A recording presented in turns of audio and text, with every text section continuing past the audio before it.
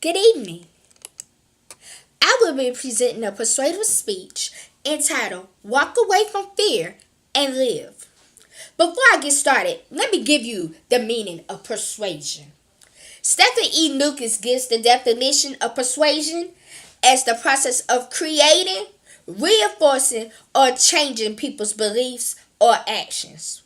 So, for every person that lives in fear, I'm here to tell you walk away from fear and live.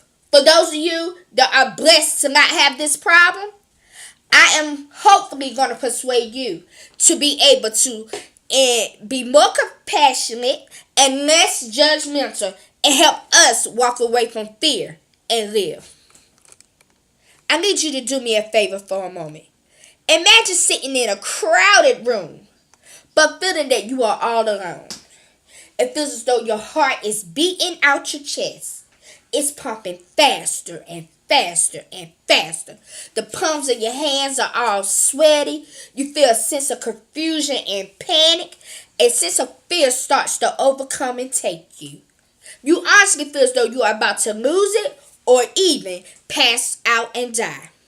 Well, for people that live with fear, this is something that happens every day.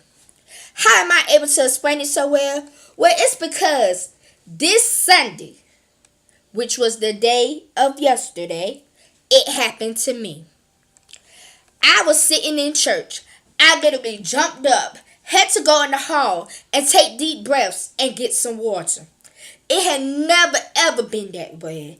I had never had this problem in front of people before or with other people besides my family.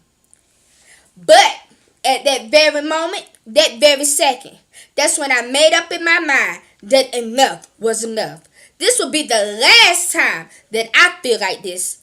I have 2 sons to live for, and most importantly, I want to live. If you ever take a moment and Google living with fear, I guarantee you will automatically feel a sense of overwhelming. You will literally have on your screen a display of over 100 different articles and sub-articles about this topic. This shows that this is a very, very, very real subject. I then decided to look up the meaning of fear. Wikipedia defines fear as a feeling induced by perceived danger or threat that occurs in certain types of organisms, which causes a change in the metabolic and organ functions. After looking up this, I decided to look up quotes to help assist us all in fighting the pressures of fear. One quote that stood out to me by Marcus Andrews: if you are distressed by anything external, the pain is not due to the thing itself, but to your estimate of it. And this you have the power to revoke at any moment. The key word in that quote is power. We have power over fear. We are strong. We can make it. We can overcome it. Look at it this way.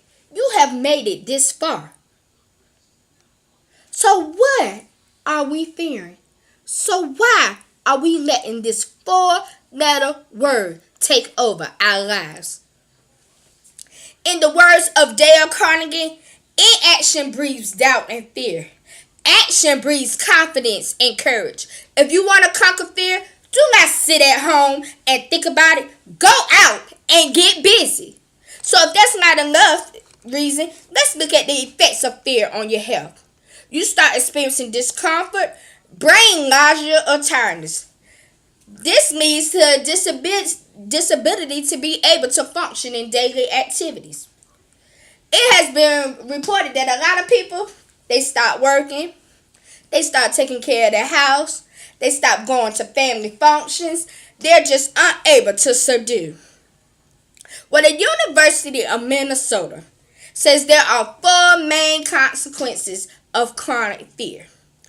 The first one is that fear takes a toll on physical health. See, fear weakens our immune system and can cause cardiovascular damage. With this, there is increase in accelerated aging and premature death. So basically, we're killing our own selves. The second one is memory. Fear can take effect on the brain caused a lot of damage. The third reason was brain processing and reactivity. Fear eventually impresses our thinking and decision making in a negative way. It leaves us open to feel inappropriate and intense emotions and impulsive reactions. This leads people to act inappropriately. The last effect that was the last effect is that it takes overall our mental health. This is because fear can lead to some serious issues. And when I say serious issues, I mean issues as fatigue, so you're tired all the time. Clinical depression, you don't know if you're happy, sad, or what you're going through. Or PSD, oh my God, something's coming every which way. Now, I don't know about you, but none of these are things that I am trying to experience.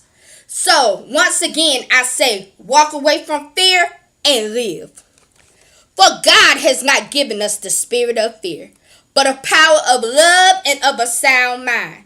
Now, if the creator of the world has given us the power to overcome fear, I ask, why are we letting this little four-letter word take over our lives and our minds? This is the same God that made the sun to shine and the wind to blow. So of course he has equipped us with the power and strength to overcome fear. John 14:27 states that peace I leave with you, my peace I give you. I do not give to you as the world gives. Do not let your hearts be troubled and do not be afraid. Once again, God tells us not to be afraid. Are we honestly not going to listen to our Heavenly Father? Are we not going to heed to His words because we have let fear overtaking us? In Isaiah 43:1, it says, do not fear, for I have redeemed you. I have summoned you by name. You are mine. We are in the word of His hands. There is nothing that we must fear. This is the Creator that said, peace be still, and the wind stopped blowing. So do you think we need to have fear? I say no. Now, if He can do that, I ask once again, why not walk away from fear and live? I ask you today, will you walk away from fear and live? Will you take deep breaths because you want to, not because you have a sense of panic? Will you take a moment to just listen to the inner thoughts of your head? Listen to the peace, not the thrills and the pain. Just take a moment, relax. Think about the goodness that's going on in your life. Let it be this way from right now on. Walk away from fear and live. Once again, walk away and live.